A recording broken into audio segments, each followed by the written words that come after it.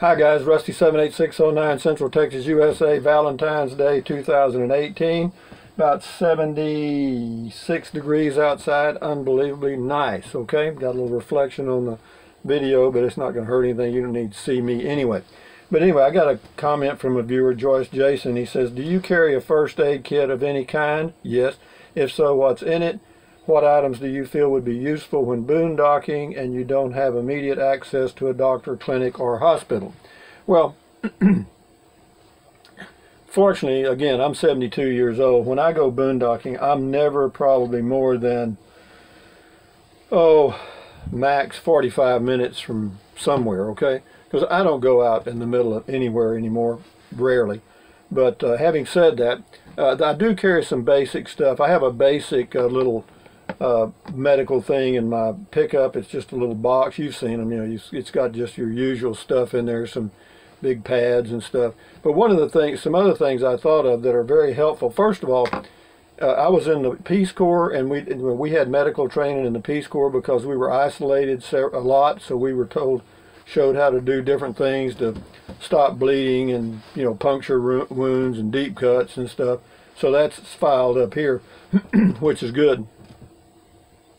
And also, there's a few other things that I take other than the little kit. It says, what items do you feel would be useful when boondocking and you don't have immediate access to health care? Well, you know, of course, you know, always have some Band-Aids. Now, this particular little box it's got the regular little Band-Aids, and then it's got some little 2-inch by 2-inch pads, you know, that are, what do you call it, sanitary. And so that works. And also, you got to have this Neosporin. Yep, because you know, it's a good antibiotic, and it's good for pain relief. This right here, Neosporin. It's real cheap. I don't know how much it was, $4 or $5. And a tube. This tube, just be sure you check the expiration date, because sometimes this one expires 2019, so I got a little while on that one. But also something else you can take that's handy is this stuff right here.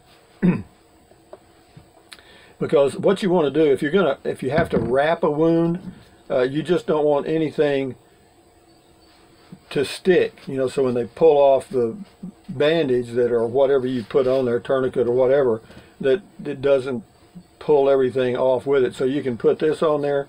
It's just plain old petroleum jelly. It's called skin protectant, and I always take a big bottle of this. I have it with me all the time. It's also good for a skin cream. I use it for that occasionally.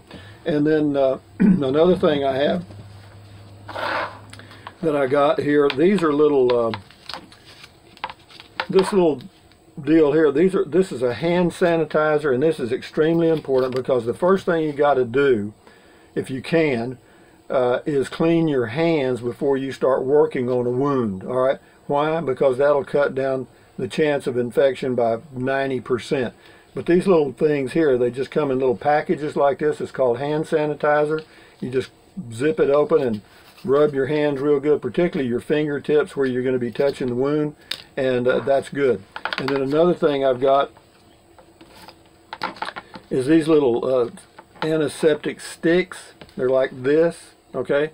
And what you do with these, this relieves pain, and it also, you can use it to cleanse the wound. And what you do is you hold the colored end. It's got a little, see this little color right there, the green end. You hold that up, and then you, let's see if I can remember how to do it here.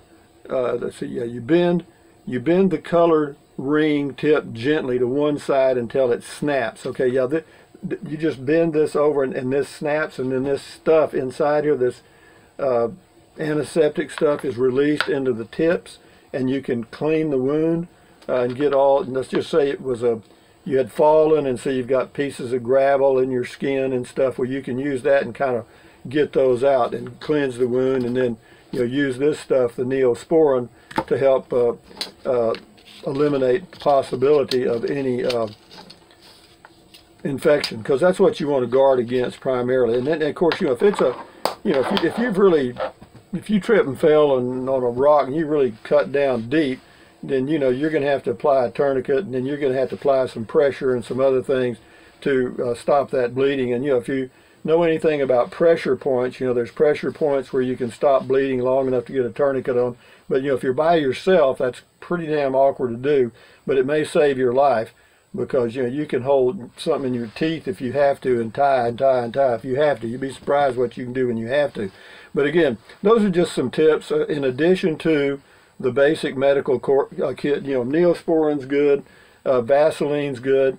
And if you're in an area and you cut yourself and you don't have anything around, spider webs are great. You can use other things. You just have to kind of be sure it's not going to make an infection worse. Okay. So anyway, that's just a quick heads up. And also it wouldn't hurt to buy you a little booklet on what to do. Medical emergency stuff, and have it available, because if you don't have internet access, then you would have that little booklet to refer to for certain types of things. If you get, like a wasp sting, a bug bite of some kind, or stinging scorpion, or even a rattlesnake bite, or a snake bite of some kind, there's certain things you can do. The best thing to do if you get snake bit is, if you can, is send somebody for help, and then you don't move too much, because all you're going to do is just pump that venom into more of your body. And you can apply a little bit of a tourniquet to slow down the blood flow, but you don't want to get it too tight, because then you run the possibility of cutting off the blood flow too long and creating a whole set of new problems. But having said that, just a quick heads up on the medical stuff. Don't be paranoid about the medical. And another thing, the biggest thing is prevent. Don't put yourself in a situation where that's going to happen. Wear good shoes. Wear long pants. Wear long sleeve shirts and stuff, and that'll be a big help for bug bites and all that kind of stuff. And if you're going to go hiking, know your limits. Okay, don't go on a difficult trail at age 72. Right, Rusty? Right, Rusty. And or even medium, and ones that are easy for me, that say easy, or this is a cakewalk. They're not. For me, some of them are pretty difficult. But anyway, I don't take any risks anymore, and I think that's the biggest thing. You have the greatest medical kit in the world and all the greatest stuff in the world, and still create a hell of a problem. But just remember, step one: if you can, clean your hands. Clean your hands. That's step one. All right. Anyway, guys, thumbs up, carpe diem, adios, bye, buy anything you want, but use the link to Amazon products in the description of the video. Why? Because I'm an Amazon affiliate, and I get a commission if you use it. If it's a little inconvenient, don't fool with it, but if you're going to buy something from Amazon anyway, take a shot at it. And what else? Drink plenty of water, stretch, walk, do all that good stuff. Keep your health, because that's what it's all about. But for a medical kit, just have something handy. But the bad thing about a medical kit is you forget that the stuff inside gets old, and you may have some stuff that's totally outdated, but it'd probably still be better than nothing. But having said that, anyway, enjoy your day, guys. Adios.